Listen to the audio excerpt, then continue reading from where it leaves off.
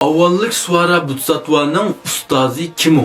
Yani Garip Seyahat filmindeki Guayim Pusa kimnin şagirdi? Məzmunun uçup ketmesi için bir da ləhs jürgünlarını aymanlar. Qarsa Garip Seyahat filminde bu Avvallık Suara Butsatvanın orni naat yuqri hem intayın mühim. En destek 500 yıl burun Evliya Azam Erş ordusunu malman kığa vakitta tunç bulup Yorun Sultan Avvallık Suara Butsatvanı teklif kıldı. Avvallık Suara Butsatva bu ekilip Yangjen yeni Arlanşenni Sunukunga karşı duruşqa ekildi. Şununla bu yerde tunç etim Sunukunni tutup aldı. Şununla Evliya Pişvasının ateş uçuqda tavlıqlı salıdı. Hem bu Avvallık Suara Butsatva yine Tangsın'ın garip nom mekli sepirdeki mühim rehberlerinin birisi. Yüzü Çangangi verip Tangtayzon'dan qeşiq verip Tangsın'a Zerkasaya 9 nimli qaqaranı verip Tangsın'ı garip nom mekilişke belgileydi.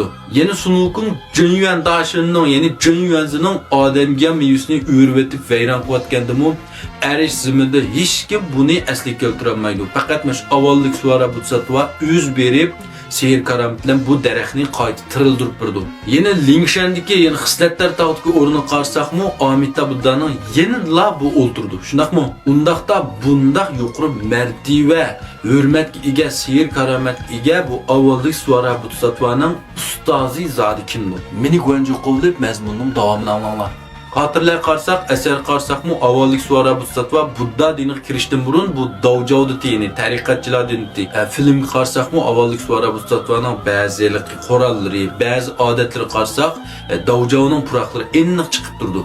En dəslep Yorun Sultan Şaptul bezmiz kimi Amitabh Buddha'nı çaqamaydı Buddha dini ki bırak Avvallık Suara Butsatvanı çaqırdı. Bunu men burunqı bir məzmunda eniq sözlügen. Bu Avvallık Suara Butsatvanın əsli ismi Zixang Jinren. Zixang Jinren 12 altın tağ evliyasının birisi. Shar Jinshanshen'nin birisi. Bu 12 tağ altın evliyasının əmisi Yuanshi Tianzun'un şagirdi. Şunun için bu Avvallık Suara Butsatvanın dəslep ustazı Yuanshi Tianzun. Elbette kin Amitabh Buddha'ga şagird olup Buddha talimatını algan. Hem de bu Yuanshi Tianzun olsa Sençing'nin birisi. Şuna biz görgen televiziyat yaratıkları çıkmaydı. Bu Senceri yok yani bu üç cahanının sırtıda. Hem de bu Senceri'nin sırtıda yaşayırgan şunda karamet orun ige evliyalar anç köpemez. Garip Seyahat filminde bu fakat ve fakat Puti Laozula kiyin bu Senceri'nin sırtı çıktıdı. Şunun için qarsak en destek bu Sunukun terbiyeleydi.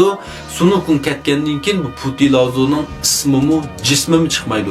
Çünkü bu Senceri'nin içinde emez. Bu üç zamanının sırtıda. Yani fonksiyon yeyi qatarlıq bu evliyalar qısı qarsanlar, evliyaların orni, karameti, mertebesi məlum bir dereceye yetkendiğin kin Senceri'nin sırtı çıktımış. Sual, undaqda Yuanshi Tianzun bilen Puti Laozula'nın qaysı yaman, qaysı yuqur orun durdu. Şunu soraysızlar o deyme ha? Aldığımızda Sembaki vatıdı. Şunun için Ayallarının Hayatlık en güçlü namlıq kitabını kız ayalları soğuqlımız. Bu kitabın məzmunda ayallarının pərviş kütün içi, xeyrişini keçikdiriş, həqiqi yerim dünya buluş, moda ve sağlamlıq qatarlıq nait yaxşı məzmunlar Uyğur tilda bu kitap. Kitabın bahası 25 koy, sani çeklik, adır setivasyanlar Sembaki çuqum tegip buldu. Rəhmət. Garip Seyahat, şüphatçılık hakkında kısa su buyda kızdıra bak cüş qatarlıq məzmunlarım davamlıq yenilik durdu. Yaqtırılğan dostlar, güvenci qoliş unutup qalmanlar.